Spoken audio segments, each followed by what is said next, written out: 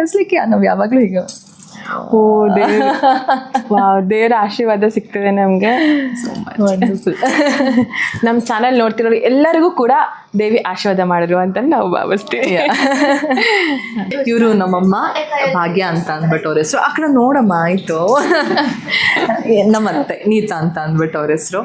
So ಇವರಿಬ್ರು ಸೇರ್ಕೊಂಡು ಇವತ್ತು ಹಬ್ಬದ ಅಡುಗೆ ಮಾಡ್ತಾ ಇದ್ದಾರೆ. ಪ್ರತಿದಿನ 9 ದಿನನೂ ಹಬ್ಬದ ಅಡುಗೆ ಆಗುತ್ತೆ ರಾತ್ರಿ, ಯಾಕಂದ್ರೆ ಎಲ್ಲ ಉಪವಾಸ ಇರ್ತೀವಿ.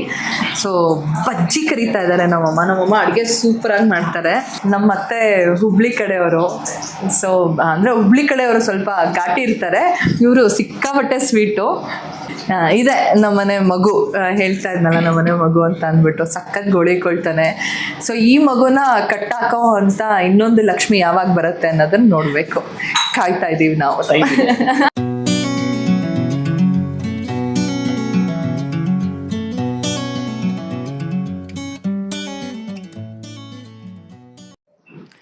ನಮಸ್ಕಾರ ಎಲ್ಲರಿಗೂ, welcome to Deepa Rai's YouTube channel. ಎಲ್ಲರೂ ಹೇಗಿದ್ದೀರಾ? ಎಲ್ಲರೂ ಸೂಪರ್ ಆಗಿದ್ದೀರಾ ಅಂತ ಭಾವಿಸ್ತಾ ನಾಡಿನ ಸಮರ್ಥ ಜನರಿಗೂ ದಸರಾ ಹಬ್ಬದ ಆರ್ಥಿಕ ಶುಭಾಶಯಗಳನ್ನ ಹೇಳ್ತಾ ಇವತ್ತು ನಾನು ಯಾರ ಮನೆಯಲ್ಲಿ ದಸರಾ ಹಬ್ಬದ ಆಚರಣೆನ ಮಾಡ್ತಿದ್ದೀನಿ ಅಂತ ನೋಡೋಣ ಬನ್ನಿ. ನಮಸ್ಕಾರ. ನಮಸ್ತೆ, ಹೇಗಿದ್ದೀರಾ ದೀಪಾ? ಓಹ್ ಸೂಪರ್ ಆಗಿದ್ದೀನಿ. ಸೊ ನಿಮ್ಮ ಹೆಸರು ಹೇಳಿ. ಎಲ್ರಿಗೂ ನಮಸ್ಕಾರ, ನನ್ನ ಹೆಸರು ಚಂದನಾ ರಾಘವೇಂದ್ರ. ಎಲ್ರಿಗೂ ಮೊದಲನೇದಾಗಿ ದಸರಾ ಹಬ್ಬದ ಹಾರ್ದಿಕ ಶುಭಾಶಯಗಳು. ಓಕೆ, ಸೊ ನಿಮ್ಮ ಬಗ್ಗೆ ಒಂದು ಕಿರು ಪರಿಚಯನ ನಮ್ಮ ವೀಕ್ಷಕರಿಗೆ ಮಾಡ್ಕೋಬೇಕು ಅಂತ. ಓಕೆ, ಚಂದನಾ ರಾಘವೇಂದ್ರ ಅನ್ನೋದು ನನ್ನ ಹೆಸರು. ಆ್ಯಂಡ್ ನಾನು ಇಂಡಸ್ಟ್ರಿನಲ್ಲಿ ಮೊದಲನೇ ಸಿನಿಮಾ ಅಂತ ಮಾಡಿದ್ದು ರಾಜು ಕನ್ನಡ ಮೀಡಿಯಂ ಅಂತ ಮೊದಲನೇ ಸಿನಿಮಾ ಮಾಡಿದ್ದು. ಅದಾದಮೇಲೆ ಸಿಂಧೂರ ಅಂತ ಸ್ಟಾರ್ ಸುವರ್ಣನಲ್ಲಿ ಸೀರಿಯಲ್ ಲೀಡ್ ಆಗಿ ಮಾಡಿದೆ. ಅದಾದಮೇಲೆ ಜೀವ ಹೂವಾಗಿದೆ, ಬೆಟ್ಟದ ಹೂ, ಮತ್ತು ತೆಲುಗುನಲ್ಲಿ ಒಂದು ಸೀರಿಯಲ್ ಮಾಡಿದೆ. ಈಗ ರೀಸೆಂಟ್ ಆಗಿ ಶ್ರೀರಸ್ತು ಶುಭಮಸ್ತು ಅಂತ ಹೇಳಿ ಜಿ ಕನ್ನಡನಲ್ಲಿ ಸೀರಿಯಲ್ ಮುಗೀತು. ಸೊ ಅದ್ರಲ್ಲಿ ಮಾಡಿದ್ದೀನಿ. ಅದು ಬಿಟ್ಟು ಈಗ ಉದ್ಯಾನಲ್ಲಿ ಸಿಂಧು ಭೈರವಿ ಅಂತ ಸೀರಿಯಲ್ ನಡೀತಾ ಇದೆ. ಹೊಸದಾಗಿ ರಸಾರ್ಣವ ಕ್ರಿಯೇಷನ್ಸ್ ಅಂತ ಪ್ರೊಡಕ್ಷನ್ ಹೌಸ್ ಸ್ಟಾರ್ಟ್ ಮಾಡಿದ್ದೀವಿ. ಸೊ ಮೂವಿ ಮಾಡಬೇಕು ಅನ್ನೋ ಆಸೆ ಇದೆ. ಸ್ಟೋರೀಸ್ಗಳು ಕೇಳ್ತಾ ಇದ್ದೀವಿ. ಇದು ನನ್ನ ಬಗ್ಗೆ ಕಿರು ಪರಿಚಯ. ಸೊ ತುಂಬಾ ಚೆನ್ನಾಗಿ ಹೇಳ್ಕೊಂಡ್ರಿ ನಿಮ್ಮ ಬಗ್ಗೆ. ಸೊ ಸಾಕಷ್ಟು ಸೀರಿಯಲ್ಸ್ ನಾನು ಕೂಡ ನೋಡಿದ್ದೀನಿ ನಿಮ್ಮದು.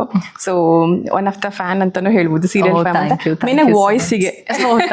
ವಾಯ್ಸ್ ಮತ್ತು ಆ್ಯಕ್ಟಿಂಗ್ ಅಂದರೆ ಪ್ಲೆಸೆಂಟ್ ಆಗಿ, ಸೊ ನ್ಯಾಚುರಲ್ ಆಗಿ ಮಾಡಿದ್ರೆ ಎಲ್ಲರ ಮನ ಮುಟ್ಟುವಂಥ ನಾಯಕಿ ಅಂತಲೇ ಹೇಳ್ಬೋದು ನಾನು. Thank you so much. Okay, so ಸಾಕಷ್ಟು ಮೂವೀಸ್ನೆಲ್ಲ ಮಾಡಿದ್ದೀರಾ, ಸೀರಿಯಲ್ಸು ಮಾಡಿದ್ದೀರಾ. ಸೊ ಹೇಗೆ ಅನ್ಸುತ್ತೆ ಅದ್ರ ಬಗ್ಗೆ ಏನಾದ್ರು ಹೇಳ್ಕೋಬೇಕು ಅಂದ್ರೆ ಹೇಳ್ಕೋಬೋದು ನೀವು. ಹೊರಗಡೆಯಿಂದ ತುಂಬ ಕಲರ್ಫುಲ್ ಆಗಿ ಕಾಣಿಸುತ್ತೆ ಆ್ಯಕ್ಚುಲಿ. ಹೌದು.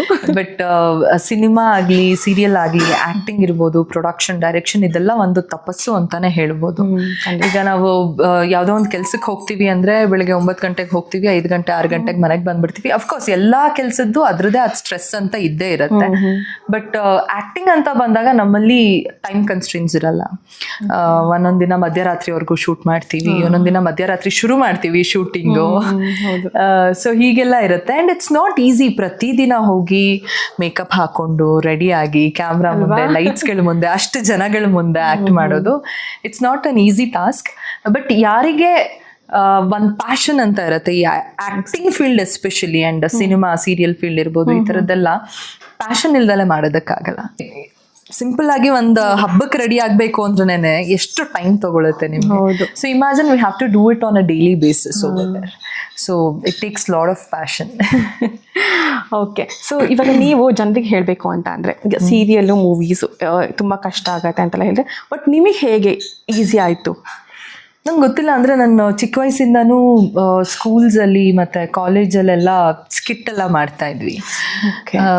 ಆ್ಯಂಡ್ ಎಕ್ಸ್ಟ್ರಾ ಕರಿಕ್ಯುಲರ್ ಆ್ಯಕ್ಟಿವಿಟೀಸ್ ತುಂಬ ಮಾಡ್ತಾ ಇದ್ದೆ ನಾನು ಸ್ಕೂಲಲ್ಲಿ, ಕಾಲೇಜಲ್ಲಿ. And I was into sports. So ನಂಗೆ ಯಾವತ್ತೂ ಆ ಕ್ಯಾಮ್ರಾ ಶೈನಸ್ ಅಥವಾ ಕ್ಯಾಮ್ರಾ ಫಿಯರ್ ಅನ್ನೋದಿರಲಿಲ್ಲ. ಸ್ಟೇಜ್ ಫಿಯರ್ ಇಲ್ಲ ಬೇಸಿಕಲಿ. ಸೊ ಫಸ್ಟ್ ಸಿನಿಮಾ ಅದಾದಮೇಲೆ ತಮಿಳ್ ಸಿನಿಮಾ ಒಂದು ಮಾಡಿದೆ, ಮೀರಾಳ ಕೃಷ್ಣ ಅಂತ ಅಂದ್ಬಿಟ್ಟು. ಅದು ಮಾಡಿದಾಗ ಅಂದರೆ this came out of nowhere. ಅಂದರೆ ಫ್ರೆಂಡ್ಸ್ ಎಲ್ಲ ಕುತ್ಕೊಂಡು ಡಮ್ಶಾರತ್ಸ್ ಆಡ್ತಿರ್ಬೇಕಾದ್ರೆ ಕಾಸ್ಟಿಂಗ್ ಡೈರೆಕ್ಟರ್ ಒಬ್ರು ಬಂದು ಕೇಳಿದ್ರು, ಫ್ರೆಶ್ ಫೇಸ್ ನೋಡ್ತಾ ಇದ್ದೀವಿ, so we would want you to be a part. ಅಲ್ಲಿ ಹೋದಾಗ ಏನೂ ಐಡಿಯಾ ಇರಲಿಲ್ಲ. ಅಂದರೆ ಕ್ಯಾಮ್ರಾ ಹೇಗಿರುತ್ತೆ, ಟೈಟ್ ಶಾಟ್ ಅಂತ ಇರ್ತಾರೆ, ಕ್ಲೋಸ್ ಅಪ್ ಅಂತ ಇರುತ್ತೆ, ಮಿಡ್ ಶಾಟ್ ಅಂತ ಇರುತ್ತೆ, ವೈಡ್ ಅಂತ ಇರುತ್ತೆ. ಏನೂ ಗೊತ್ತಿರ್ಲಿಲ್ಲ. ಕಂಪ್ಲೀಟ್ಲಿ ಎಂಟಿ ಕಪ್. ಸೊ ಅಲ್ಲಿ ಹೋಗಿ director tight shot madam okay ಅಂದ್ರೆ ಅವರು ತಮಿಳಿಯನ್, ಅವ್ರಿಗೆ ಕನ್ನಡ ಬರಲ್ಲ, ನನಗೆ ತಮಿಳ್ ಬರಲ್ಲ. ಮಧ್ಯದಲ್ಲಿ ಒಬ್ರು ಟ್ರಾನ್ಸ್ಲೇಟರ್ ಇದ್ರು. ಅವರು ಡೈರೆಕ್ಟರ್ ಎ ಹೇಳಿದ್ರೆ ನನಗೆ ಬಿ ಹೇಳೋರು, ನನಗದು ಡಿ ಅರ್ಥ ಆಗ್ತಾ ಇತ್ತು. ಒಳ್ಳೆ ಎಕ್ಸ್ಪೀರಿಯನ್ಸ್ ಶೇರ್ ಮಾಡ್ತಿದ್ದಾರೆ. ಸೊ ಹಾಗೆ ನಂದು ಅವ್ರಿಗೆ ಹಾಗೆ ಆಗೋದು. ನಾನೇನಾದ್ರು ಕೇಳಿದ್ರೆ ಡೈರೆಕ್ಟರಿಗೆ ನಾನು ಹೇಳಿದ್ರೆ ಇವರು ಹೇಳಿ ಅವ್ರಿಗೆ ಸಿ ಅಥವಾ ಡಿ ಅರ್ಥ ಆಗೋದು. ಸೊ ಅವ್ರು ಟೈಟ್ ಶಾಟ್ ಇಟ್ಟಾಗ ಇಷ್ಟೇ ಇರತ್ತೆ, ಇಷ್ಟರಲ್ಲ ಆಕ್ಟ್ ಮಾಡ್ಬೇಕು ನಾವು. ಇಲ್ಲಿಂದ ಒಂಚೂರು ಹೀಗೆ ಹೋದ್ರು ಫ್ರೇಮ್ ಇಂದ ಹೊರಗಡೆ ಬರ್ತೀವಿ. ಕರೆಕ್ಟ್. ಅವರು tight shot madam ready madam ಅಂದ್ರೆ ಎಸ್ ಸರ್ ಅಂದ್ರೆ ನಾನು ಫುಲ್ ಟೈಟ್ ಆಗಿ ಆಕ್ಟ್ ಮಾಡ್ಬೇಕು ಅಂತ ನನ್ನ ಮೈಂಡ್ ಅಲ್ಲಿ ಫುಲ್ ಸ್ಟ್ರಾಂಗ್ ಆಗಿ ಆಕ್ಟ್ ಮಾಡ್ಬೇಕೇನೋ, ಅದಕ್ಕೆ ಟೈಟ್ ಶಾಟ್ ಅಂತಿದ್ದಾರೆ ಅಂತ ನಾನು ಫುಲ್ ಹಿಂಗೆಲ್ಲ ಅನ್ಕೊಂಡು ಆಕ್ಟ್ ಮಾಡಿರ್ತಿದ್ದೆ. ಆಮೇಲೆ then he called me, then he showed me, monitor ಮುಂದೆ ಕೂತ್ಕೊಂಡು ಹೇಳ್ಕೊಟ್ರು ಟೈಟ್ ಶಾಟ್ ಅಂದ್ರೆ ಇಷ್ಟೇ ಇರತ್ತೆ, ಸೊ ಇಷ್ಟರೊಳಗೆ ಆಕ್ಟ್ ಮಾಡ್ಬೇಕು ನೀವು ಅಂತ. ಅವಾಗ ನನಗೆ ಅನಿಸ್ತು ಅಂದ್ರೆ ಒಬ್ರು ಆರ್ಟಿಸ್ಟ್ಗೆ it's not just about acting, it's not just about the dialogue delivery, there's so many things that we need to learn. Light ತಗೊಳ್ಳೋದು ಗೊತ್ತಿರಬೇಕು. ಇವಾಗ ನಾವಿಬ್ರು ಹೀಗೆ ಕೂತಿದೀವಿ, ನಾನು ಸ್ವಲ್ಪ ಹೀಗೆ ಮಾಡಿದ್ರೆ, ಇಲ್ಲಿಂದ ಲೈಟ್ ಇದ್ರೆ ನಾನು ಸ್ವಲ್ಪ ಹೀಗೆ ಮಾಡಿದ್ರೆ ನಿಮ್ಮ ಮೇಲೆ ಶಾಡೋ ಬೀಳುತ್ತೆ. ಬರೀ ನಮ್ಮನ್ನಷ್ಟೇ ಅಲ್ಲ, ನಮ್ಮ ಹತ್ರ ಕೂತಿರೋ ನಮ್ಮ ಜೊತೆಗಿರೋರ್ ಬಗ್ಗೆ ನಾವು ಯೋಚನೆ ಮಾಡ್ತೀವಿ. True that is all there. And ಅವರು ಅಷ್ಟೇ, ನೀವು ಸ್ವಲ್ಪ ಹಿಂದೆ ಮುಂದೆ ಮಾಡಿದ್ರು ನನ್ನ ಮೇಲೆ ಶಾಡೋ ಬೀಳುತ್ತೆ. ಅದನ್ನೆಲ್ಲ ಕಲ್ತ್ಕೋಬೇಕು. ಅಂಡ್ ಕ್ಯಾಮ್ರಾ ವರ್ಕ್, ಸೊ ಇದನ್ನೆಲ್ಲ ಹೋಗ್ತಾ in the journey I learned it. ಹೇಗೆ ಅನ್ಸುತ್ತೆ ಇವಾಗ ಕುತ್ಕೊಂಡು ಇಷ್ಟೆಲ್ಲ ಮೆಲ್ಕ್ ಹಾಕ್ತಾ ಇದ್ದೀರಲ್ಲ, ಸೊ ಹೇಗೆ ಅನ್ಸುತ್ತೆ? ಅಫ್ಕೋರ್ಸ್ ಇನ್ ದ ಜರ್ನಿ ತುಂಬಾನೇ ಕಲ್ತಿದ್ದೀನಿ. ಸಿ ಅದೊಂಥರ ಜ್ಞಾನ ಅನ್ನೋದು, you think that you have height one peak, ಮುಗೀತು ಅನ್ಕೊಳ್ತೀವಿ. No, there is always a peak bigger than another peak. So ಹತ್ತುತ್ತಾ ನಮಗೆ ಅದು ಯಾವಾಗಲೂ ದೊಡ್ಡದಾಗ್ತಾ ಹೋಗುತ್ತೆ ಹೊರತು ಯಾವತ್ತೂ ಇದು ಮುಗೀತು ಅಂತ ಅನ್ಸೋದೇ ಇಲ್ಲ.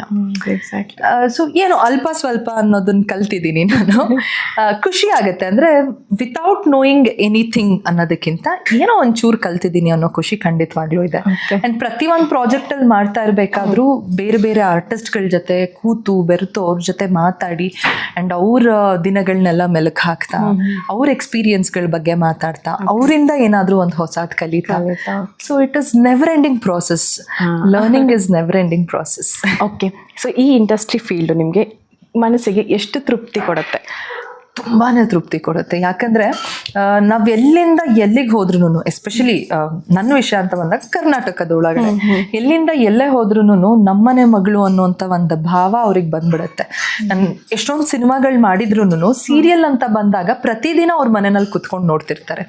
ಸೊ ನಮ್ಮನೆ ಮಗಳು ಅನ್ನೋ ಫೀಲಿಂಗ್ ಅವ್ರಿಗೆ ಇರುತ್ತೆ. ಕರೆಕ್ಟ್. ಸೊ ನಾವು ಶೂಟಿಂಗಿಗೆ ಎಲ್ಲೇ ಹೋದ್ರೂ ನಮ್ಮನೆಗೆ ಊಟಕ್ಕೆ ಬರ್ಬೇಕಮ್ಮ ಇವತ್ತು ಅಂತ ಮನೆಗೆ ಕರ್ಕೊಂಡೋಗಿ ಅರ್ಶಿನ ಕುಂಕುಮ ಕೊಟ್ಟು ಸೀರೆ ಎಲ್ಲ ಕೊಟ್ಟು ಅವರೇ ಅಡುಗೆ ಮಾಡಿ ಊಟ ಹಾಕಿ, ಈ ಪ್ರೀತಿ ಬಹುಶಃ ನಮಗೆ ಬೇರೆ ಇನ್ನೆಲ್ಲೂ ಸಿಗಲ್ಲ ಅನ್ಸುತ್ತೆ. ಸೊ ಅದೊಂದು ಸಾರ್ಥಕತೆ ಅನ್ನೋದು ಖಂಡಿತವಾಗ್ಲೂ ಇದ್ದೇ ಇರುತ್ತೆ. ಪ್ರತಿಯೊಬ್ಬ ಆರ್ಟಿಸ್ಟ್ಗಳಿಗೂ ಅದೊಂದು ಖುಷಿ ಅನ್ನೋದು ಇದ್ದೇ ಇರುತ್ತೆ ಈ ವಿಷಯದಲ್ಲಿ. ಓಕೆ, ಸೊ ನಾವು ನಿಮ್ಗೆ ಹೇಳಿದ್ನಲ್ಲ ಸೀರಿಯಲ್ ಫಾಲೋ ಮಾಡ್ತಿದ್ವಿ, ಮೂವೀಸ್ ಎಲ್ಲ ನೋಡಿದ್ವಿ. ಹೇಗೆ ಇಂಡಸ್ಟ್ರಿಗೆ ಅಂದರೆ ನೀವು ಫುಲ್ ವೆಲ್ ಪ್ರಿಪೇರ್ ಆಗಿದ್ದಿದ್ರಾ ಅಥವಾ ಏನೂ ಇಲ್ಲ? ನಥಿಂಗ್. ಆಕ್ಟಿಂಗ್ ಕ್ಲಾಸು ಈ ಥರ? ನಥಿಂಗ್. ಆಕ್ಟಿಂಗ್ ಕ್ಲಾಸ್ ಇಲ್ಲ, ಡ್ಯಾನ್ಸ್ ಕ್ಲಾಸ್ ಇಲ್ಲ. ಚಿಕ್ಕ ವಯಸ್ಸಿಂದನೂ ಡ್ಯಾನ್ಸ್ ಕಲಿಬೇಕು ಅನ್ನೋ ಆಸೆ ತುಂಬಾ ಇತ್ತು. ಬಟ್ ನಮ್ಮನಲ್ಲಿ ಚೆನ್ನಾಗಿ ಓದಬೇಕು ಅನ್ನೋ ದೂರ ಆಲೋಚನೆ ಇದ್ದಿದ್ರಿಂದ ಬೇಡ ಅಂತ ಅಂದ್ಬಿಟ್ಟು ಸ್ಪೋರ್ಟ್ಸ್ ಸಿಕ್ಕಾಬಟ್ಟೆ ಇಷ್ಟ ಇತ್ತು ನನಗೆ. ಆ್ಯಂಡ್ ಡ್ಯಾನ್ಸು ಅಥವಾ ಸಂಗೀತ ಇನ್ನೊಂದು ಮತ್ತೊಂದು ಯಾವುದನ್ನು ಕಲಿಯಕ್ಕೆ ಆಗಲೇ ಇಲ್ಲ ನನಗೆ. ಆಸಕ್ತಿ ಇದ್ರೂ ಕೂಡ ಕಲಿಯೋಕ್ಕಾಗಲಿಲ್ಲ. ಆ್ಯಂಡ್ ಕೆಲವ್ರಿಗೆ ಏನು ಹೇಳ್ತಾರೆ ಅದು ಬಂದ್ಬಿಟ್ಟಿರುತ್ತೆ ಅನ್ಸುತ್ತೆ. ಅದು ಸರಸ್ವತಿ ಒಲಿಬೇಕು ಅಂತ ಹೇಳ್ತಾರೆ. ಆ ದೇವಿಗೆ ನಾನು ಯಾವಾಗಲೂ ಚಿರಋಣಿಯಾಗಿರ್ತೀನಿ. ಹೇಗೆ ಬಂತು ಆ್ಯಕ್ಟಿಂಗ್ ಅನ್ನೋದು ನನ್ನಲ್ಲಿ ಅನ್ನೋದು ನನಗೆ ಗೊತ್ತಿಲ್ಲ. ಯಾಕಂದರೆ ಫ್ಯಾಮಿಲಿನಲ್ಲಿ ಯಾರೂ ಇಲ್ಲ. Nobody in this field, nobody is there in this field. So ಅದು ಬಂತು ಅಷ್ಟೇ, ತಾನಾಗಿ ತಾನು ಒಲಿದು ಬಂದವರನ್ನ ಬಾಚಿ ತಬ್ಕೊಂಡ್ಬಿಟ್ಟಿದ್ದೆ. ಸೂಪರ್. ಕೇಳಕ್ಕೆ ನಮಗೂ ತುಂಬಾನೇ ಖುಷಿ ಆಗುತ್ತೆ, ವಾವ್ ಅಂತ ಫೀಲ್ ಆಗುತ್ತೆ. ಅಂದರೆ ಅಷ್ಟು ಚೆನ್ನಾಗಿ ಎಕ್ಸ್ಪ್ರೆಸ್ ಕೂಡ ಮಾಡ್ತಿದ್ದೀರಾ ನಿಮ್ಮ ಜರ್ನಿನ ಅಂತ ಹೇಳ್ಬೋದು. ಓಕೆ, ಇವಾಗ ಕಮ್ಮಿಂಗ್ ಬ್ಯಾಕ್ ಅಂದರೆ ದಸರಾ ಹಬ್ಬ. ಸೊ ದಸರಾ ಹಬ್ಬ ಅಂದ್ರೆ ನಾಪ್ಕ ಬರೋದೇ ಬೊಂಬೆಗಳು. ಹೌದು, ಬೊಂಬೆಗಳನ್ನ ಇಟ್ಟು ಕೂರಿಸಿ ಅಲಂಕಾರ ಮಾಡಿ, ಸೊ ನಾವುಗಳು ಬೊಂಬೆಗಳ ರೀತಿ ರೆಡಿಯಾಗಿ ಮಹಾಲಕ್ಷ್ಮಿ ಅಂತ ಮನೆ ತುಂಬಾ ಓಡಾಡ್ತಾ ಅಡಿಗೆ ಎಲ್ಲ ಮಾಡ್ಕೊಂತ ಅರ್ಶಿನ ಕುಂಕುಮಕ್ಕೆ ಹೋಗೋದು ಕರೆಯೋದು ಸಾಕಷ್ಟಿದೆ ದಸರಾ ಹಬ್ಬದಲ್ಲಿ ಅಲ್ವಾ. ಸೊ ಎಲ್ಲಾ ಹಬ್ಬಗಳು ಒಂದಿನ ಮಾಡೋದಾದ್ರೆ ದಸರಾ ಹಬ್ಬನ ನವರಾತ್ರಿ ಅಂತ ಸೊ 10 days ದಶಮಿವರೆಗೂ ನಾವು ಮಾಡ್ತೀವಿ. ಹೇಗಿದೆ ಈ ಜರ್ನಿ ಅಂದ್ರೆ ಈ ದಸರಾ ಹಬ್ಬದ ಸೆಲೆಬ್ರೇಷನ್ಸ್ ಸೊ ಹೇಳ್ಕೊಳ್ಳೋದಾದ್ರೆ ನೀವು ಹೇಳ್ಕೊ. ಹೋದ ವರ್ಷ ಮದ್ವೆ ಆಯ್ತು ನನಗೆ. ಸೊ ಅಲ್ಲಿವರೆಗೂ ಪ್ರತಿ ವರ್ಷ ಅಮ್ಮನ ಮನೆಯಲ್ಲಿ ಕೂರಿಸ್ತಾ ಇದ್ವಿ. ಅಂದ್ರೆ ಕಲಶ ಇಟ್ಟು ಬೊಂಬೆಗಳನ್ನೆಲ್ಲ ಇಟ್ಟು ನನಗೆ 14 ಜನ ಕಸಿನ್ಸ್ ಮಕ್ಳುಗಳು. ನಮ್ಮಮ್ಮ ಮೊದಲನೇವರು, ಅವ್ರಾದ್ಮೇಲೆ 5 ಜನ ತಮ್ಮಂದ್ರು ನಮ್ಮಮ್ಮಗೆ. ಸೊ ಅವ್ರ ಮಕ್ಳು ಎಲ್ಲ ಸೇರ್ಕೊಂಡು ಕ್ಲೇನಲ್ಲಿ ಬೊಂಬೆಗಳು ಮಾಡಿ ನಾವೇ ಬಾವಿ, ಆಮೇಲೆ ಎತ್ತಿನ ಗಾಡಿ, ಓಲೆ ಈ ತರದ್ದೆಲ್ಲ ಪ್ರತಿ ವರ್ಷ ಕುತ್ಕೊಂಡ್ ಮಾಡ್ತಾ ಇದ್ವಿ. ಸೊ ಅದೆಲ್ಲ ಮಾಡಿ ಅಂಡ್ ಹುಲ್ಲು ಅಂದ್ರೆ 9 ತರದ ನವಧಾನ್ಯಗಳನ್ನ ಹಾಕಿ ಹುಲ್ಗಳೆಲ್ಲ ಬೆಳೆಸಿ ಕಾಡ್ ತರ ಎಲ್ಲ ಮಾಡಿ ಈ ತರ ಎಲ್ಲ ಮಾಡಿ ಬೊಂಬೆಗಳು ಇಡ್ತಾ ಇದ್ವಿ. Full of interest. ಅಂದ್ರೆ ನಮ್ಮನೆಯಲ್ಲಿ ಹೇಗೆ ಅಂದ್ರೆ ಒಂದೊಂದು ಹಬ್ಬ 6 ಜನ ಇರೋದು ಅಲ್ಲ ಅಮ್ಮ ಮನೆ ಕಡೆ. ಸೊ ಒಂದೊಂದು ಹಬ್ಬ ಒಬ್ಬೊಬ್ರು ಮನೆಯಲ್ಲಿ ಅನ್ನೋ ತರ ಪ್ಲಾನ್ ಮಾಡ್ಕೊಂಡಿದ್ದೆ. ಸೊ ದಸರಾ ಹಬ್ಬ ವಿಶೇಷವಾಗಿ ನಮ್ಮ ಮನೆಯಲ್ಲಿ ಮಾಡೋದು ಅನ್ನೋದು ಮಾತುಕತೆ ಆಗಿತ್ತು. ಸೊ ಹಾಗಾಗಿ ಎಲ್ರು ಸೇರ್ತೀವಿ, 5 ಜನ ಮಾವಂದ್ರು, ಅವ್ರ ಹೆಂಡತಿದಿರು ಅಂಡ್ ಅವ್ರ ಮಕ್ಕಳು ಎಲ್ಲ. ನಾವೇ ಫಸ್ಟ್ ಸರ್ಕಲ್ ನಾವ್ ಒಂದ್ 50 ಜನ ಇರ್ತೀವಿ. ಮನೆಯವರೇ ಇಷ್ಟು ಜನ. ಮನೆಯವರೇ ಇಷ್ಟು ಜನ ಇರ್ತೀವಿ. ಸೊ ಪ್ರತಿ ವರ್ಷ ಅಮ್ಮ ಮನೆಯಲ್ಲಿ ನಡೀತಿತ್ತು. ಈ ವರ್ಷ ವಿಶೇಷವಾಗಿ ಮೊದಲನೇ ವರ್ಷ ಗಂಡನ ಮನೆಯಲ್ಲಿ ಕೂರಿಸಿದೀವಿ. ಹೇಗಿದೆ ಈ ವರ್ಷದ ಫೀಲಿಂಗ್? ಈ ವರ್ಷದ ಫೀಲಿಂಗ್ ಕಂಟಿನ್ಯೂಸ್ ಶೂಟ್ ಬೇರೆ ಇತ್ತು. ಅಂಡ್ ಬ್ಯಾಂಗ್ಳೂರ್ ಪ್ರೆಸ್ ಕ್ಲಬ್ ಇಂದ ದಸರಾ ಕಪ್ ಅಂತ ಬ್ಯಾಡ್ಮಿಂಟನ್ ಈವೆಂಟ್ ಮಾಡಿದ್ರು. ಸೊ ನಮ್ ತಂದೆ ಮತ್ತೆ ನನ್ನ ಹಸ್ಬೆಂಡ್ ಅವರಿಬ್ರು ಒನ್ ಆಫ್ ದ ಸ್ಪಾನ್ಸರರ್ಸ್ ಆಗಿದ್ರು. ಸೊ ಹಾಗಾಗಿ ಅದ್ರದ್ದೆಲ್ಲ ಕೆಲ್ಸಗಳು ಅದು ಮತ್ತೆ ಅದ್ರ ಜೊತೆಗೆ ಶೂಟಿಂಗು ಗಡಿಬಿಡಿ ಜಂಜಾಟಗಳ ಮಧ್ಯೆ ಮೊದಲನೇ ಸರಿ ಗಂಡನ ಮನೆಯಲ್ಲಿ ಬೊಂಬೆ ಕೂರಿಸ್ತಾರೆ. ಅದು ಮೊದಲನೇ ವರ್ಷ. ಸೊ ನಮ್ಮ ಮನೆಯಲ್ಲಿ ಏನೇ ಫಂಕ್ಷನ್ಸ್ ಗಳು ಏನೇ ಮಾಡ್ಬೇಕು ಅಂದ್ರೂ ನನ್ನ ಗಂಡನ್ಗಿಂತ ಹೆಚ್ಚಾಗಿ ನನಗೆ ಸಾಥ್ ಕೊಡೋದು ನನ್ನ ಬಾಮೈದ ಶ್ರೀಶ್ ಅಂತ ಅವನ ಹೆಸರು. ಸೊ ಅದ್ ಬಾಮೈದ ಅನ್ನೋದಕ್ಕಿಂತ ನಮಗ್ ಮಗುನೇ ಅದು. ಸಖತ್ತು ಕಿರಿಕ್ ಮಾಡ್ತಾನೆ. ಆಮೇಲೆ ನಾನ್ ಮುನ್ಸ್ಕೊಂಡ್ರೆ ನನ್ ಗಂಡ ಸಮಾಧಾನ ಮಾಡೋಕ್ಕಿಂತ ಹೆಚ್ಚಾಗಿ ಅದೇ ಬಂದ್ ನನಗ್ ಸಮಾಧಾನ ಮಾಡೋದು. ಮಗು ತರಾನೇ ಅದ್ ನಮಗೆ. ಸೊ ಲಕ್ಕಿ ನೀವು ಅಂತ ದಟ್ ವೇ ಟಚ್ಡ್ ಎಲ್ಲ ಅವಳ ಮಹಿಮೆ ಅಂತಾನೆ ಹೇಳ್ಬೋದು. The whole family is like that. ನನ್ ಬಾಮೈದ ಆಗಿರ್ಬೋದು, ನಮ್ಮ ಅತ್ತೆ ಆಗಿರ್ಬೋದು. ನನ್ಗೆ ಬಂದಾಗ್ಲೂ ಐ ನೆವರ್ ಫೆಲ್ಟ್ ಲೈಕ್ ಮದುವೆ ಮಾಡ್ಕೊಂಡು ಗಂಡನ ಮನೆಗೆ ಬಂದಿದ್ದೀನಿ ಅನ್ನೋ ತರ ಎಲ್ಲ ಫೀಲಿಂಗ್ ಏನು ಇರ್ಲಿಲ್ಲ ನನಗೆ. So Shrish is my brother in law and he has finished his engineering. Accenture work ಮಾಡ್ತಾ ಇದ್ರು. ಈಗ ಫ್ಯಾಮಿಲಿ ಬಿಸ್ನೆಸ್ ಕಂಟಿನ್ಯೂ ಮಾಡೋಣ ಅಂತ ಅನ್ಕೊಂಡಿದ್ದಾರೆ. ಸಂಕೇತ್ ಅಂತ ಅಂದ್ಬಿಟ್ಟು ನನ್ನ husband. So he is a class 1 contractor. And ನಮ್ಮ ಅತ್ತೆ she is a home maker, ಅಮ್ಮನೂ ಹೋಮ್ ಮೇಕರ್. ಅಂಡ್ ನಮ್ಮ ಮಾವ ಬಂದು he was a IAS cadre officer ಆಗಿದ್ರು. He is no more. We miss him. ಈ ಥರ ಟೈಮಲ್ಲೆಲ್ಲ ನಾನು ತುಂಬ ಮಿಸ್ ಮಾಡ್ಕೊಳ್ತೀನಿ ಅವ್ರನ್ನ. ಇದ್ದಿದ್ರೆ ತುಂಬ ಖುಷಿ ಪಟ್ಟಿರೋರು. ಯಾರಿಗೆ ಗೊತ್ತು ನಿಮ್ಮಿಂದ ಬರಬಹುದು. ಅದೇ ನಿರೀಕ್ಷೆಯಲ್ಲಿ ನಾನಿದ್ದೀನಿ. So that is about our family. ಚಿಕ್ಕ ಫ್ಯಾಮಿಲಿ, ಚೊಕ್ಕ ಫ್ಯಾಮಿಲಿ. ತುಂಬಾ ಪ್ರೀತಿ ವಿಶ್ವಾಸದಿಂದ ನೋಡ್ಕೊಳ್ಳುವಂತ ಫ್ಯಾಮಿಲಿ. ಇನ್ನೇನ್ ಬೇಕು ಅಂದ್ರೆ ಹೆಣ್ಮಗಳಿಗೆ ಅಲ್ವಾ? ಅಬ್ಸಲ್ಯೂಟ್ಲಿ. ಸಾಕಷ್ಟು ಜನ ಹೇಳ್ತಾರೆ ತಾಯಿ ಮನೇಲಿ ಅಂದ್ರೆ ತವ್ರ ಮನೇಲಿ ನಾವು ಇರೋವರೆಗೂ ಅದು ಟೆಂಪ್ರವರಿ. ಅಲ್ಲಿ ಎಷ್ಟು ಚೆನ್ನಾಗಿದೆ ಹೇಗಿದೆ ಅದು ಬರಲ್ಲ. ಮದ್ವೆ ಆಗಿ ಹೋದ್ಮೇಲೆ ಮ್ಯಾಕ್ಸಿಮಮ್ ಟೈಮ್ ಇಲ್ಲ ಸ್ಪೆಂಡ್ ಮಾಡೋದಲ್ವಾ. ಸೊ ನಾವು ಈ ಪ್ರಪಂಚ ಬಿಟ್ಟು ಹೋಗೋವರೆಗೂ ನಾವು ಸ್ಪೆಂಡ್ ಮಾಡೋದು ಇಲ್ಲೇನೆ. So you are the luckiest ಅಂತ ಹೇಳಕ್ ಇಷ್ಟಪಡ್ತೀನಿ. ಓಕೆ, ಇವಾಗ ನಿಮ್ ಬಾಮೈದವ್ರಿಗೆ ಈ ಚಾನೆಲ್ ಮುಖಾಂತರ ಈಗ ಕೆಲವೊಂದೇನ ಹೇಳ್ಬೇಕು ಅಂತಿರತ್ತೆ, ಥ್ಯಾಂಕ್ ಯುನೋ ಏನಾದ್ರು ಆಗಿರ್ಬೋದು. ಸೊ ನಾವು ಡೈರೆಕ್ಟ್ ಆಗಿ ಹೇಳಿರಲ್ಲ, ಯಾಕಂದ್ರೆ ಅಷ್ಟು ನಮ್ಗೆ ಸಲಿಗೆ ಇರತ್ತೆ. ಸೊ ಏನ್ ಆ ತರ ಫಾರ್ಮಾಲಿಟೀಸ್ ಇರಲ್ಲ ಏನ್ ಹೇಳ್ಬೇಕು. ಬಟ್ ಆ ತರ ಏನಾದ್ರು ಹೇಳ್ಬೇಕು ಅಂತ ಹೇಳ್ಬೇಕು ಅಂದ್ರೆ ಈ ಚಾನೆಲ್ ಮುಖಾಂತರ ನನ್ ಬಾಮೈದ ಹರ್ಸೋದೇನಂದ್ರೆ, ನನ್ನಷ್ಟೇ ಮುದ್ದಾಗಿರೋ ಹುಡುಗಿ, ನನ್ನಷ್ಟೇ ಚೇಷ್ಟೆ ಮಾಡಿ, ನನ್ನಷ್ಟೇ ಡ್ರಾಮಾ ಮಾಡೋ ಹುಡುಗಿ ನಿನಗ್ ಸಿಗ್ಲಿ ಅಂತ ಕೇಳ್ಕೊಳ್ತೇನೆ. ಅದು ದೇವಿ ಮುಂದೆ ಕೇಳ್ತಾ ಇದ್ದೀನಿ.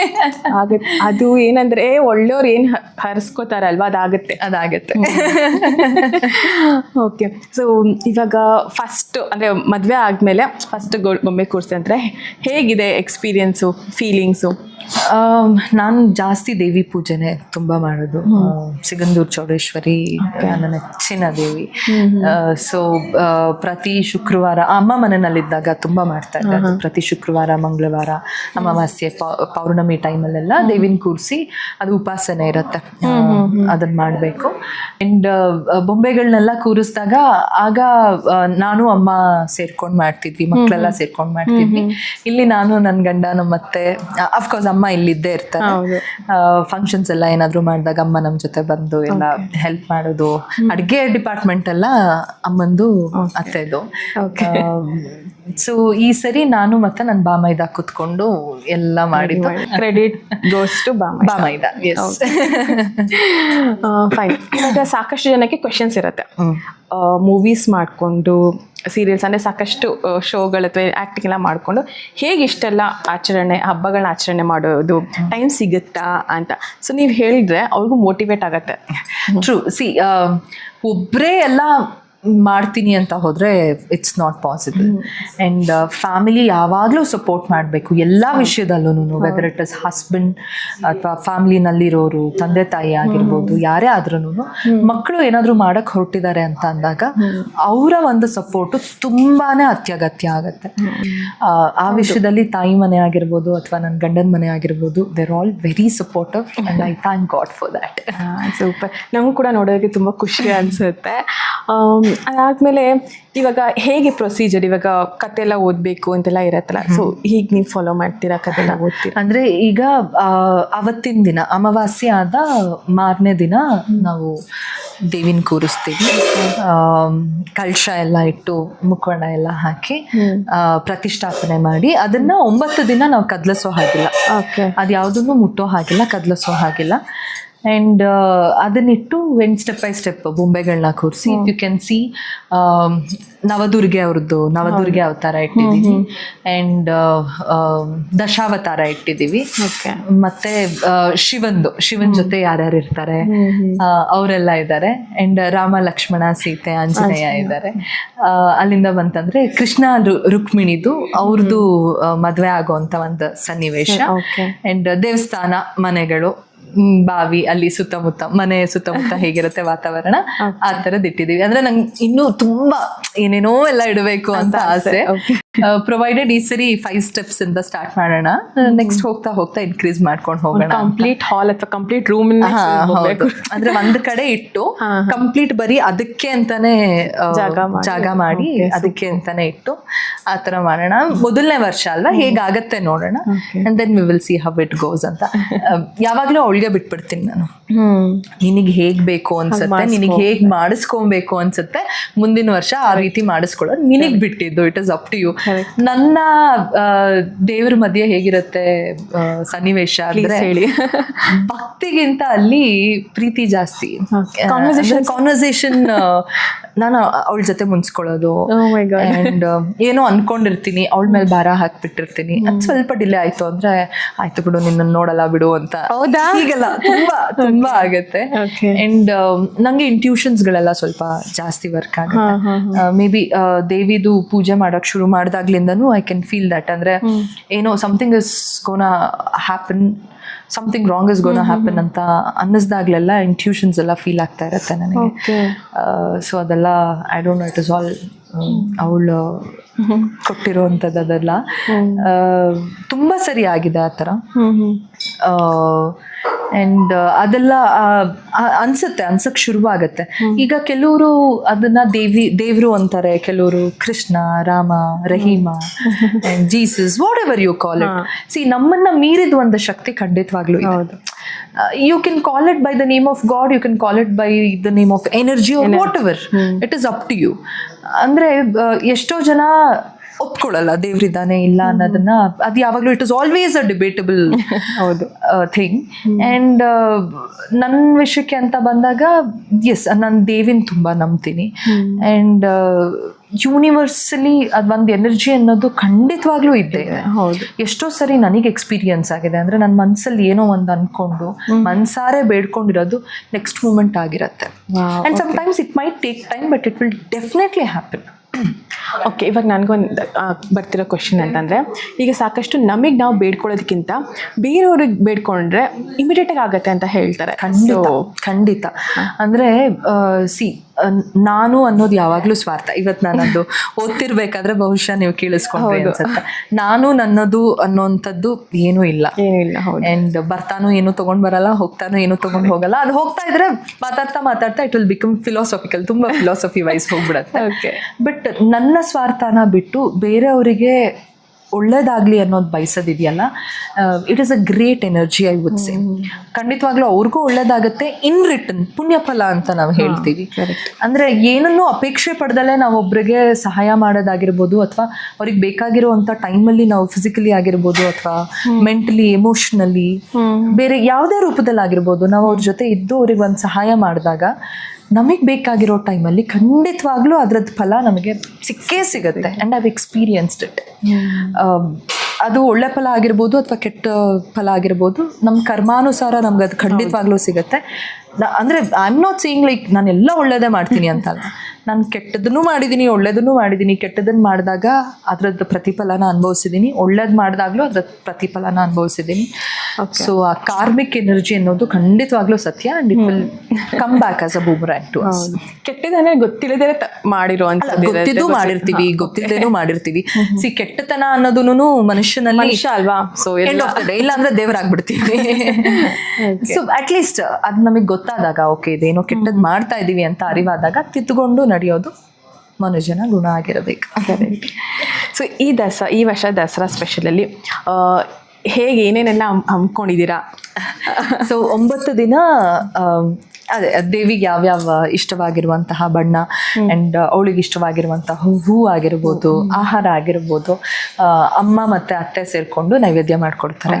ಸೊ ನಾನು ನನ್ನ ಬಾಮೈದ ಸೇರಿಕೊಂಡು ಅವತ್ತಿನ ಹೂವು ಯಾವುದಿರುತ್ತೆ ಅದೆಲ್ಲ ತೊಗೊಂಡು ಬಂದು ಅವತ್ತಿನ ಕಲರ್ ಸಾರಿ ಆ್ಯಂಡ್ ನನ್ನ ಗಂಡನೂ ಅವತ್ತಿನ ಕಲರ್ದು ಶಲ್ಯ ಹಾಕೊಂಡು ಪಂಚ ಹಾಕೊಂಡು ಬರ್ತಿದ್ರು. ಅದು ನಮ್ಮ ಖುಷಿಗೆ ಅಂತ ಮಾಡೋದು. ಇಟ್ಸ್ ನಾಟ್ ನೆಸೆಸರಿ ಲೈಕ್ ಹಾಗೇ ಮಾಡಬೇಕು ಅನ್ನೋಂಥದ್ದು ಏನಿಲ್ಲ. ದೇವಿಗೆ ಕೇಳಲ್ಲ, ಮನಸ್ಸಿನಿಂದ ಪರಿಶುದ್ಧವಾದ ಭಕ್ತಿನೇ ಅವಳಿಗೆ ನಿಜವಾದ ಭಕ್ತಿ. ಇದೆಲ್ಲ ನಮ್ಮ ಖುಷಿಗೆ ಅಂತ ಮಾಡೋದು ಪೂಜೆ ಅಷ್ಟೇ. ಭಕ್ತಿ ಅನ್ನೋದೇ ನಿಜವಾದ ಪೂಜೆ ಅವಳಿಗೆ. ಸೊ ಇದೆಲ್ಲ ನಮ್ಮ ಖುಷಿಯಾಗಿ ನಾವು ಮಾಡ್ಕೋತೀವಿ. ಸೊ ಅದನ್ನು ಮಾಡಿ ಸಂಜೆ ದೀಪಗಳೆಲ್ಲ ಹಚ್ಚಿ ಆ್ಯಂಡ್ ದೇವಿ ಮಹಾತ್ಮೆ ಅನ್ನುವಂತಹ ಒಂದು ಪುಸ್ತಕನ ಓದ್ತೀನಿ. ಅದು ಒಂದು ವ್ರತ ಅಂದ್ರೆ ಬೆಳಗ್ಗೆಯಿಂದ ಏನು ತಿಂದಿರಬಾರ್ದು. ಸೊ ನೀವು 9 ದಿನ ಕೂಡ ಉಪವಾಸ ಇದ್ದೀರಾ? ಉಪವಾಸ ಅಂದ್ರೆ ಒಪ್ಪತ್ತು ರಾತ್ರಿ ಪೂಜೆ ಎಲ್ಲ ಮುಗಿದ ಮೇಲೆ ಬುಕ್ ಎಲ್ಲ ಓದಿ ನಮಸ್ಕಾರ ಹಾಕಾದ್ಮೇಲೆ ಆಮೇಲೆ ಅಮ್ಮ ಫಲಹಾರ ಮಾಡ್ಕೊಡ್ತಾರೆ, ಅದನ್ನ ತಿಂತೀವಿ. ಸೊ ಹೊರಗಡೆ ಏನು ಸೊ 9 days ಒಪ್ಪತ್ತು ಮಾಡಿದ್ರು ಇವಾಗ ಇಷ್ಟು ಆಕ್ಟಿವ್ ಆಗಿ ಇಷ್ಟು ಚೆನ್ನಾಗಿ ಮಾತಾಡ್ತಾರೆ. That is all energy. That's what. Again ನಾನು ಬೇರೆ ಟೈಮಲ್ಲಿ ಒಂದು ಹೊತ್ತು ನಾನು ಊಟ ಬಿಟ್ಟಿರಲ್ಲ. I can not. ನಂಗೆ ಶೂಟಿಂಗ್ ಹೋದಾಗ್ಲೂ ನಮ್ಮ ಡೈರೆಕ್ಟ್ರು ಫಸ್ಟ್ ಅವ್ರಿಗೂ ಒಟ್ಟಾಗ ಹಾಕ್ಬಿಡಪ್ಪ ಅಂತ ಹೇಳ್ತಾರೆ. ಬಿಕಾಸ್ ಆ ಟ್ಯಾಂಟ್ರಮ್ಸ್ಗಳು ಶುರು ಆಗ್ಬಿಡುತ್ತೆ. ನಂಗೆ ಹಸು ತಡೆಯೋದಕ್ಕಾಗಲ್ಲ. ಬಟ್ ಈ ಟೈಮಲ್ಲಿ I don't know from where I get that energy. And ಮನಸ್ಸಿದ್ದರೆ ಮಾರ್ಗ ಎಂಡ್ ಹೋಗ್ತೀವಿ. ಒಂದು ಮನಸ್ಸಿನಲ್ಲಿ ಅದೊಂದು ಮಾಡ್ಕೊಂಡ್ಬಿಟ್ಟಿರ್ತೀವಿ, ನಾವು ಸಂಕಲ್ಪ ಮಾಡ್ಕೊಂಡಿರ್ತೀವಿ. ಸಂಕಲ್ಪ ತುಂಬಾ ಮುಖ್ಯ. ಎರಡನೇದು she gives that energy. So ಉಪವಾಸ ಮಾಡಿ ಆ್ಯಂಡ್ ದೇವಿಗೆ ನೈವೇದ್ಯ ಇಟ್ಟು ಅದು ದೇವಿ ಮಹಾತ್ಮೆ ಅನ್ನುವಂತಹ ಪುಸ್ತಕ ಬಹುಶಃ ನನ್ನ ಜೀವನದಲ್ಲಿ it has played a very important role ಅಂತ ಹೇಳ್ಬೋದು. ನಮ್ಮ ಟ್ರೆಡಿಷನ್ಸಲ್ಲಿ ಏನೇ ಮಾಡಿದ್ರೂ there is a scientific reason behind it. ನಾವೊಂದು ಹಣೆಗೆ ಇಟ್ಕೊಳ್ಳೋದ್ರಿಂದ ಹಿಡಿದು, ಹೂ ಮುಡಿಯೋದ್ರಿಂದ ಹಿಡಿದು, ಬಳೆ ಹಾಕೋದ್ರಿಂದ ಹಿಡಿದು, ಸಾರಿ, ಒಂದು ಕಾಲುಂಗ್ರ, ಏನೇ ಇದ್ರೂ there is a scientific reason behind it. And ಸ್ತೋತ್ರಗಳಾಗಿರ್ಬೋದು, Lalita Sahasranama, Vishnu Sahasranama, it all carries abundance energy. ಅದು ಏನಾಯಿತು, ಕಾಲದಿಂದ ಕಾಲಕ್ಕೆ ಅದ್ರ ಬಗ್ಗೆ ಹೇಳಕ್ಕೆ ಗೊತ್ತಾಗದಲ್ಲೇ ಇರ್ಬೋದು, ಅಥವಾ ಹೇಳ್ದಲೇ ಅದು ಬರ್ತಾ ನಮ್ಗಳಿಗೆ ಇರ್ಬೋದು. ಅಂಟಿಲ್ ಅಂಡ್ ಅನ್ಲೆಸ್ ನಾನು ಅದ್ರ ಬಗ್ಗೆ ಎಲ್ಲ ಏನಿದು ಅಂತ ಎಲ್ಲ ವಿಚಾರಿಸಿ ಅದ್ರ ಬಗ್ಗೆ ಎಲ್ಲ ತಿಳ್ಕೊಳ್ಳೋವರೆಗೂ ನನಗೂ ಅದ್ರ ಬಗ್ಗೆ ಐಡಿಯಾ ಇರಲಿಲ್ಲ. So everything has its own reason, everything has its own scientific reason behind it, behind every traditions that we follow. ದೇವಿ ಮಹಾತ್ಮೆ ಪುಸ್ತಕದಲ್ಲಿ ದೇವಿಯ 9 ಅವತಾರಗಳು ಅಂಡ್ ರಾಕ್ಷಸರನ್ನ ಸಂಹಾರ ಮಾಡಿದ್ದು, ಆ ರಾಕ್ಷಸರನ್ನ ಸಂಹಾರ ಮಾಡ್ಬೇಕಾದ್ರೆ ಅವಳಿಗೆ ಆ ಶಕ್ತಿ ಎಲ್ಲಿಂದ ಬಂತು ಅನ್ನೋದು. ಫಾರ್ ಎಕ್ಸಾಂಪಲ್, ಇವಾಗ ನಾವೇ ಯಾವುದೋ ಒಂದು ಕಷ್ಟದ ಸಿಚುವೇಶನ್ ಅಲ್ಲಿ ಸಿಕ್ಕಾಕೊಂಡಿರ್ತೀವಿ, ಇಮಿಡಿಯೇಟ್ ಆಗಿ ಏನ್ ಮಾಡ್ಬೇಕು ಅಂತ ಗೊತ್ತಾಗಲ್ಲ. ಅವಾಗ ಯಾವುದೋ ಒಂದು ಎನರ್ಜಿ, ಏನೋ ಒಂದು ನಮ್ಗೆ ಅನ್ಸುತ್ತೆ, okay let us do this, ಇದು ಮಾಡಿದ್ರೆ ಸರಿ ಹೋಗ್ಬೋದು ಅಂತ ಅನ್ಸುತ್ತೆ. ಅದ್ ಮಾಡಿರ್ತೀವಿ, ಅದ್ ಸರಿ ಹೋಗುತ್ತೆ ಅಲ್ವಾ. ನಿರ್ದಿಷ್ಟವಾಗಿ ನಾವು ಇರಬೇಕು. ಅಂದ್ರೆ ಏನಾದ್ರೂ ಒಂದು ಕೈಗೊಂಡಾಗ ಅಷ್ಟೇ ಕನ್ಸಿಸ್ಟೆನ್ಸಿ ಇರಬೇಕು, ಪರ್ಸಿಸ್ಟೆನ್ಸ್ ಇರಬೇಕು, ಅಂಡ್ ಅದು ಖಂಡಿತವಾಗ್ಲೂ ಆಗತ್ತೆ ಅನ್ನೋದನ್ನ ಆಕ್ಚುಲಿ ಆ ಪುಸ್ತಕದಲ್ಲಿ ಕೊಟ್ಟಿದ್ದಾರೆ. ಫಾರ್ ಎಕ್ಸಾಂಪಲ್, ಇವಾಗ ರಕ್ತ ಬೀಜಾಸುರನ ಸಾಯಿಸಕ್ಕೆ ಅಂತ ಹೊರಟಾಗ ಬೇರೆ ಎಲ್ರನ್ನೂ ಅವಳು ತ್ರಿಶೂಲದಿಂದನೋ ಇನ್ನೊಂದು ಮತ್ತೊಂದು ಯಾವುದೋ ಒಂದು ಆಯುಧದಿಂದ ಸಂಹಾರ ಮಾಡ್ತಾಳೆ. ರಕ್ತ ಬೀಜಾಸುರನ ಸಂಹಾರ ಮಾಡಕ್ಕೆ ಅಂತ ಹೊರಟಾಗ ಕತ್ತಿನಲ್ಲಿ ತಿವಿದ್ರೆ ಒಂದ್ ರಕ್ತದ ಹನಿ ಕೆಳಗ್ ಬಿದ್ರೆ ಸಹಸ್ರಾರು ರಕ್ತ ಬೀಜಾಸುರರು ಹುಟ್ಟು ಹಾಕೊಳ್ತಾರೆ. ಸೊ ಏನ್ ಮಾಡ್ಬೇಕು ಅಂತ ಸಡನ್ ಆಗಿ ಯಾರಿಗೂ ಏನೂ ಹೊಳಿಯಲ್ಲ ಅಂತ ಟೈಮಲ್ಲಿ. ಆಗ ಪ್ರತಿಯೊಬ್ರು ತನ್ನ ನಾಲಿಗೆ ಚಾಚಿ ಎಳ್ಕೊಳ್ತಾಳೆ. ಎಳ್ಕೊಂಡು ಅವನ್ ರಕ್ತನ ಕುಡಿದು ಆ ರಕ್ತ ಬೀಜಾಸುರನ್ನ ನಾಲ್ಗೆ ಮೇಲೆ ಇಟ್ಕೊಂಡು ನುಂಗಿ ಅವನನ್ನ ಸಂಹಾರ ಮಾಡ್ತಾಳೆ. ಅಂದ್ರೆ ನಾವ್ ಏನೇ ಮಾಡಕ್ ಹೊರಟಾಗ್ಲೂನು ಏನಾದ್ರೂ ಒಂದು ಹೊಸದು ನಮ್ಮ ಎದುರಿಗೆ ಬಂದೇ ಬರುತ್ತೆ. ಅದನ್ನ ಎದುರಿಸಿ ಮೆಟ್ಟಿ ನಿಲ್ಲಬೇಕು ಅನ್ನೋದನ್ನ ಪ್ರತಿಯೊಂದು ಕಥೆನಲ್ಲೂ ಅವ್ರು ಹೇಳಿರೋದು. ಎಲ್ಲಾ ಕಷ್ಟಗಳು ಒಂದೇ ತರ ಇರಲ್ಲ, ಎಲ್ಲಾ ಕಷ್ಟಗಳು ಒಂದೇ ರೀತಿ ಇರಲ್ಲ. ಸೊ ಒಂದೊಂದು ಕಷ್ಟಕ್ಕೆ ಬೇರೆ ಬೇರೆ ರೀತಿಯಾದ ಯೋಜನೆಗಳಿರತ್ತೆ. ಅಂಡ್ ಅದನ್ನ ದಾಟಿ ಮೀರಿ ನಾವು ಹೋಗ್ಬೇಕು. ಅದೇ ಜೀವನ. That is what the book says, that is what the whole story says. ಅಂದ್ರೆ ಇದು ಬುಕ್ ಸುಮ್ಮನೆ ಏನೋ ಓದಬೇಕು ಅಂತ ಓದೋದಲ್ಲ, ಸೊ ನಮ್ಮ ಜೀವನಕ್ಕೆ ಒಂದು ಆಧಾರ ಸ್ತಂಭ ಅಂತಾನೆ ಹೇಳ್ಬೋದು ಈ ಬುಕ್ಗಳೆಲ್ಲ ಅಂತ ಹೇಳ್ಬೋದು. ಆದ್ರೆ ಗಮನ ಕೊಟ್ಟು ಕೇಳಿಸ್ಕೊಳ್ಗೂ ಓದಿರೋರ್ಗಿಂತ ಜಾಸ್ತಿ ಪುಣ್ಯ ಅಂತ ಹೇಳ್ತಾರೆ. ಸೊ ಶ್ರವಣ ತುಂಬಾನೇ ಪವರ್ಫುಲ್ ಅಂತ ಹೇಳ್ತಾರೆ. ಮತ್ತೆ ಇದೆಲ್ಲ ನಾವು ಅಷ್ಟೋತ್ತರಗಳಾಗಿರ್ಬೋದೆಲ್ಲ ಓದ್ತಿದ್ರೆ ನಮ್ಮ ಉಚ್ಚಾರಣೆ ಕೂಡ ಸ್ಪಷ್ಟತೆ ಬರುತ್ತೆ ಅಂತ ಹೇಳ್ತಾರೆ. ಸಾಕಷ್ಟು ಪವರ್ ಎನರ್ಜಿ ನಮ್ಮ ಸನಾತನ ಧರ್ಮದಲ್ಲಿರುವಂತ ಪುಸ್ತಕಗಳಲ್ಲಿ ಇದೆ ಅಂತ ನಾವು ಇಲ್ಲಿ ಹಂಚ್ಕೊಂಡ್ವಿ, ಹೇಳಿದ್ವಿ. ಓಕೆ, ಸೊ ಇದು ಮುಗಿದ ಮೇಲೆ 9 ದಿನ. ಈ ಸರಿ ವಿಶೇಷವಾಗಿ 11 ದಿನ ದಸರಾ ಬಂದಿದೆ. ಪ್ರತಿ ಸರಿ 10 ದಿನ ಅಂದ್ರೆ 9 ದಿನ ಬರುತ್ತೆ, 10ನೇ ದಿನ ದಶಮಿ ಬರುತ್ತೆ. ಈ ಸರಿ 11 ದಿನ ಬಂದಿದೆ. ಅಂಡ್ ಇದು 70ರಿಂದ 75 ವರ್ಷಕ್ಕೆ ಒಂದ್ಸರಿ ಬರುವಂತದ್ದು. ಸ್ಪೆಷಲ್ ದಸರಾ. ಬಹುಶಃ ನಮ್ಮ ಈ ಜೀವನದಲ್ಲಿ ಇನ್ನೊಂದ್ಸರಿ ನಾವು ನೋಡೋದಕ್ಕಾಗಲ್ಲ ಖಂಡಿತವಾಗ್ಲೂ. ಬಟ್ ಅಂದ್ರೆ ಇದ್ರಲ್ಲೇನು ವಿಶೇಷತೆ ಇದೆ ಅಂತ ಹೇಳಿದ್ರೆ, ನಮ್ಗೆ ಯಾವಾಗಲೂ ಅಷ್ಟೇ ನಮ್ಗೆ ಇವಾಗ ಇರೋ ಜನರಿಗೆ ಏನಾದ್ರು ಸ್ಪೆಷಾಲಿಟಿ ಇದ್ರೆ, ಓ ನಾವಿರೋ ಟೈಮಲ್ಲಿ ಇದೆಯಲ್ಲ ಖುಷಿ ಆಗುತ್ತೆ. ಸೊ 11ನೇ ದಿನ ಈ ಸರಿ ವಿಜಯದಶಮಿ ಹಮ್ಮಿಕೊಂಡಿದೀವಿ. ಅವತ್ತಿನ ದಿನ 9 ಜನ ಮುತ್ತೈದೆಯರನ್ನ ಕರೆದು ಕಾಲ್ ತೊಳೆದು ಬಾಗಿನ ಕೊಟ್ಟು, ಅಂಡ್ ಇಲ್ಲೇ ಸುತ್ತಮುತ್ತ ಇರೋರ್ನ ನನ್ನ ಕಲೀಗ್ಸ್ ಎಲ್ರು ಕರೆದು ಎಲ್ಲ ಒಟ್ಟಿಗೆ ಊಟ ಮಾಡಿ ಸಾಕಷ್ಟು ಇದೆ ಅಲ್ವಾ. ಸೊ ಬರೀ ಗೊಂಬೆ ಕೂರಿಸ್ಬಿಟ್ಟು ದೀಪಾಚಿ ಪೂಜೆ ಮಾಡಿ ಮುಗಿಸೋ ಅಂಥದ್ದು ಅಲ್ಲ ದಸರಾ ಅನ್ನೋ ಹಬ್ಬಕ್ಕೆ. ಸಿಕ್ಕಾಬಟ್ಟೆ ವಿಜೃಂಭಣೆಯಿಂದ ನಡೆಯುವಂಥ ಹಬ್ಬ, ಕಂಪ್ಲೀಟ್ 10 days ನಡೆಯುವಂಥ ಹಬ್ಬ. ಬಟ್ ಈ ವರ್ಷ ಸ್ಪೆಷಾಲಿಟಿ ಏನಂತ ಅಂದರೆ 11 ದಿನಗಳ ಕಾಲ ನಡೆಯುವಂಥ ಹಬ್ಬ ನಮ್ಮ ದಸರಾ ಹಬ್ಬ. ಈ ಹಬ್ಬ ಅಂತ ಬಂದಾಗ ಗ್ರ್ಯಾಂಡ್ ಆಗೇ ಮಾಡಬೇಕು ಅನ್ನೋಂಥದ್ದು ಏನಿಲ್ಲ. ಆಗ್ಲೇ ಹೇಳಿದಾಗೆ ಭಕ್ತಿ ತುಂಬಾ ಮುಖ್ಯ ಒಂದು. ಎರಡನೇದು ನಮ್ಮ ಶಕ್ತ್ಯಾನುಸಾರ. ಈಗ ಬಂದು ಮುತ್ತೈದೆಗೆ ಬರೀ ಒಂದು ಅರ್ಶಿನ ಕುಂಕುಮ ಕೊಟ್ಟು ಕಳ್ಸಿದ್ರು ಆ ದೇವಿ ಸಂತೃಪ್ತಳಾಗ್ತಾಳೆ. ಸೊ ವಿಜೃಂಭಣೆಯಿಂದಾನೇ ಮಾಡ್ಬೇಕು ಅನ್ನೋಂಥದ್ದು ಏನಿಲ್ಲ. ಅದೆಲ್ಲ ನಮ್ ಖುಷಿಗೆ ಮಾಡ್ಕೊಳ್ಳೋದಷ್ಟೇ. ಅವಳಿಗೆ ಅಲಂಕಾರ ಮಾಡಿ ನೋಡೋದೇ ಒಂದು ಖುಷಿ, ನಾವ್ ಅಲಂಕಾರಗೊಳ್ಳೋದೇ ಒಂದು ಖುಷಿ. ಸೊ ನಮ್ ಶಕ್ತ್ಯಾನುಸಾರ ನಮ್ ಕೈಲಿ ಏನಾಗುತ್ತೋ ಒಂದು ಗರಿಕೆ ಇಟ್ರು ಅವಳಿಗೆ ಖುಷಿ. ಹೀಗಿತ್ತು. ಸೊ ಸಾಕಷ್ಟು ತಿಳಿಸ್ಕೊಟ್ಟ ವಿಷಯಗಳನ್ನ ನಾನು ಕೂಡ ತಿಳ್ಕೊಂಡು ನಮ್ಮ ವೀಕ್ಷಕರು ಕೂಡ ತಿಳಿಸ್ಕೊಟ್ಟೆ ಅಂತ ಖುಷಿ ಇದೆ ನನಗೆ. ನಮ್ಮನೆ ದೇವತೆಗಳನ್ನ ಕರೆಯೋದಕ್ಕೆ ನಾನು ಇಷ್ಟಪಡ್ತೀನಿ. ನಮ್ಮ ಮನೆಯ 2 ಲಕ್ಷ್ಮೀದಿರು, ಇವರು ನಮ್ಮಮ್ಮ ಭಾಗ್ಯ ಅಂತ ಅಂದ್ಬಿಟ್ಟು ಅವ್ರ ಹೆಸರು. ಆ ಕಡೆ ನೋಡಮ್ಮ ಆಯ್ತು. ನಮ್ಮತ್ತೆ ನೀತಾ ಅಂತ ಅಂದ್ಬಿಟ್ಟು ಅವ್ರ ಹೆಸರು. ಸೊ ಇವರಿಬ್ರು ಸೇರ್ಕೊಂಡು ಇವತ್ತು ಹಬ್ಬದ ಅಡುಗೆ ಮಾಡ್ತಾ ಇದ್ದಾರೆ. ಪ್ರತಿದಿನ 9 ದಿನನೂ ಹಬ್ಬದ ಅಡುಗೆ ಆಗುತ್ತೆ ರಾತ್ರಿ, ಯಾಕಂದ್ರೆ ಎಲ್ಲ ಉಪವಾಸ ಇರ್ತೀವಿ. ಸೊ ಬಜ್ಜಿ ಕರೀತಾ ಇದ್ದಾರೆ ನಮ್ಮಮ್ಮ ಅಡುಗೆ ಸೂಪರಾಗಿ ಮಾಡ್ತಾರೆ. ಸೊ ಬಜ್ಜಿ ಕರೀತಾ ಇದ್ದಾರೆ. ಏನ್ ಅನ್ನಿಸ್ತಿದ್ಯಮ್ಮ ನವರಾತ್ರಿ? ತುಂಬ ಚೆನ್ನಾಗಿದೆ. ತುಂಬ ಚೆನ್ನಾಗಿದೆ ಅಷ್ಟೇ ಅವ್ರು ಹೇಳೋದು, ಅವ್ರು ಜಾಸ್ತಿ ಮಾತಾಡಲ್ಲ. ನಮ್ಮ ಅತ್ತೆನ ಕೇಳೋಣ. ಸ್ವೀಟಿ, ಫಸ್ಟ್ ಟೈಮು ಬೊಂಬೆ ಇಟ್ಟು ಮನೆಯಲ್ಲಿ ನವರಾತ್ರಿ ಮಾಡ್ತಾ ಇದ್ದೀವಿ, ಏನು ಅನ್ನಿಸ್ತಿದೆ ನಿಮಗೆ? ಖುಷಿ ಆಗ್ತದೆ. ಖುಷಿ ಆಗ್ತಿದೆ. ಫಸ್ಟ್ ಟೈಮ್ ಈ ಥರದ್ದು ನೋಡ್ತಿದ್ದೀನಿ, ಖುಷಿ ಆಗ್ತದೆ. ನಮ್ಮ ಅತ್ತೆ ಹುಬ್ಳಿ ಕಡೆಯವರು, ಸೊ ಅಂದರೆ ಹುಬ್ಳಿ ಕಡೆಯವರು ಸ್ವಲ್ಪ ಘಾಟಿ ಇರ್ತಾರೆ, ಇವರು ಸಿಕ್ಕಾಪಟ್ಟೆ ಸ್ವೀಟು. ಆ್ಯಂಡ್ ನನ್ನ ಬಾಮ ಇದನ್ನು ಕರಿಬೇಕು. ಇದೆ ನಮ್ಮನೆ ಮಗು, ಹೇಳ್ತಾ ಇದ್ನಲ್ಲ ನಮ್ಮನೆ ಮಗು ಅಂತ ಅಂದ್ಬಿಟ್ಟು ಸಖತ್ ಗೋಳಿಕೊಳ್ತಾನೆ. ಸೊ ಈ ಮಗುನ ಕಟ್ಟಾಕೋ ಅಂತ ಇನ್ನೊಂದು ಲಕ್ಷ್ಮಿ ಯಾವಾಗ ಬರುತ್ತೆ ಅನ್ನೋದನ್ನು ನೋಡಬೇಕು, ಕಾಯ್ತಾ ಇದ್ದೀವಿ ನಾವು. ಕೊನೆಯದಾಗಿ ಎಲ್ಲರಿಗೂ ದಸರಾ ಹಬ್ಬ, ನಮ್ಮ ನಾಡ ಹಬ್ಬದ ಶುಭಾಶಯಗಳು. ನವದುರ್ಗೆಯರು ನಿಮ್ಮ ಜೀವನದಲ್ಲಿರುವಂತಹ ಎಲ್ಲ ಕಷ್ಟಗಳನ್ನ ಹೋಗಲಾಡಿಸಿ, ಕಷ್ಟಗಳನ್ನ ಮೆಟ್ಟಿ ನಿಲ್ಲೋಕ್ಕೆ ಆ ಧೈರ್ಯನ ಕೊಡಲಿ, ಆ ಶಕ್ತಿನ ಕೊಡಲಿ. ನಿಮ್ಮೆಲ್ಲರೂ ಏನು ಅಂದ್ಕೊಂಡಿದ್ದೀರಾ, ಒಳ್ಳೆ ಕೆಲಸಗಳಾಗಿರ್ಬೋದು, ಒಳ್ಳೆ ಕಾರ್ಯಗಳಾಗಿರ್ಬೋದು, ಪ್ರತಿಯೊಂದು ಕೈಗೂಡಲಿ ಅಂತ ಆ ದೇವಿಯಲ್ಲಿ ನಾನು ಕೇಳ್ಕೊಳ್ತೀನಿ. ಎಲ್ರಿಗೂ ದಸರಾ ಹಬ್ಬದ ಶುಭಾಶಯಗಳು. ನಮಸ್ತೆ. Thank you so much. ನಿಮ್ಮ ಹತ್ರ ಮಾತಾಡಿ ತುಂಬಾನೇ ಖುಷಿ ಆಯ್ತು ಅಂತ ಹೇಳೋದಕ್ಕೆ ಇಷ್ಟಪಡ್ತೀನಿ. ಸೊ ಅಷ್ಟು ಕೈಂಡ್ ಹಾರ್ಟ್ ಪರ್ಸನ್ ಹತ್ರ ಕುತ್ಕೊಂಡು ಮಾತಾಡೋದು, ಯಾಕಂದರೆ ಅಷ್ಟು ಸಿಂಪ್ಲಿಸಿಟಿ ಇದೆ ನಿಮ್ಮದು, ಡೌನ್ ಟು ಅರ್ತ್ ಅಂತ ಹೇಳ್ಬೋದು. ಸೊ ಸಾಕಷ್ಟು ಜನಕ್ಕೆ ನೋಡೋಕ್ಕೆ ಹೇಗೆ ಕಾಣಿಸ್ತೀವಿ ನಮ್ಗೆ ಗೊತ್ತಿಲ್ಲ, ಬಟ್ ನಾವು ಬೆರ್ತಾಗ ಜೊತೆ ಕೂಡಿ ಮಾತಾಡಿದಾಗಲೇ ಗೊತ್ತಾಗೋದು ಆ ವ್ಯಕ್ತಿ ಹೇಗೆ ಅಂತ. ಸೊ ನನ್ನ ಪ್ರಕಾರ ಚಂದ್ರ ರಾಘವೇಂದ್ರ ಅವರು ಸಿಕ್ಕಾಬಟ್ಟೆ ಒಳ್ಳೆ ವ್ಯಕ್ತಿ ಅಂತ ಹೇಳೋದಕ್ಕೆ ನಾನು ಇಷ್ಟಪಡ್ತೀನಿ. ಸೊ ಏನಂತಾರೆ ಅಂದರೆ ಮೈ ಫೇವ್ರೆಟ್ ಅಂತ ಹೇಳಕ್ಕೆ ಇಷ್ಟಪಡ್ತೀನಿ. ಸೊ ಇಷ್ಟನ್ನ ಹೇಳ್ತಾ ಇವತ್ತಿನ ದಸರಾ ಹಬ್ಬದ ಸಾಕಷ್ಟು ವಿಷಯಗಳನ್ನ ತಿಳ್ಕೊಂಡ್ವಿ.